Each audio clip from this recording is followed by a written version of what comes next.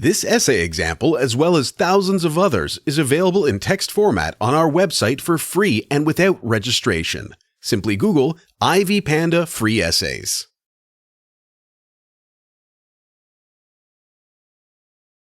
Introduction. The mind of the human being is the organ that drives all other organs into motion. Behind every act that a human being does, there is a reason. One of the natures of human beings is helping those who are in need. This is based on various reasons.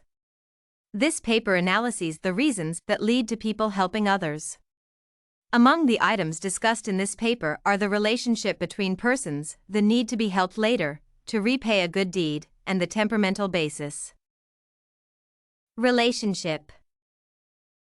One of the primary reasons that leads to people helping one another is the relationship between the helper and the person in need.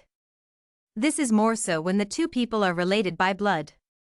A need for a blood relative is seen as a personal need to all other blood relatives, and thus, they would offer a hand in helping the needy come out of the problem. The responsibility that one bears for a blood relative is usually not meant to be repaid. Similarly, it is common for persons who are married to help one another. The helper also takes the need for a husband, wife, or fiancé as a personal need. The degree of closeness may differ from that of a blood relationship. However, the weight that is carried in both cases is relatively similar. In most instances, people offer to help their life partners in priority to blood relatives. In this group, some persons help because they have been requested to help. This group of people rarely helps willingly. They either perceive themselves as incapable of offering help or find the help unfit or unnecessary. Also, there are persons who are mean in nature. Such persons can only offer help when they have been requested to do so. To repay good deeds. Every person has been helped to reach where he or she is at one point or the other. A child is helped by her parents to grow, and the neighbors, teachers, and relatives also give a hand in life. There is also help that has been received from friends and strangers. All this help is repaid in different ways.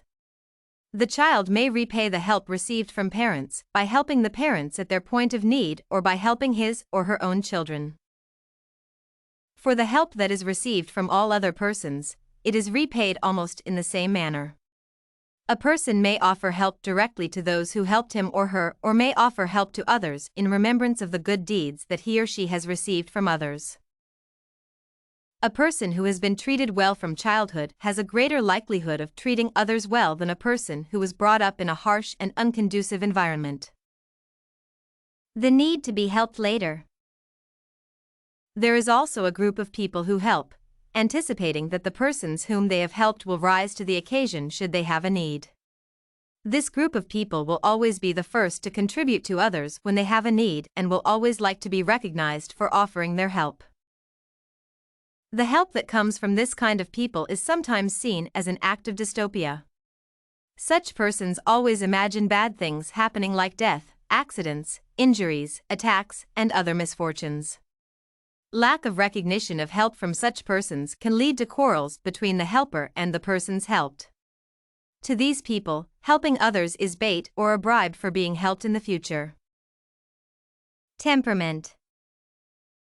The human race is divided into different temperaments. A person's behavior is thus attributable to the temperament that he or she belongs to.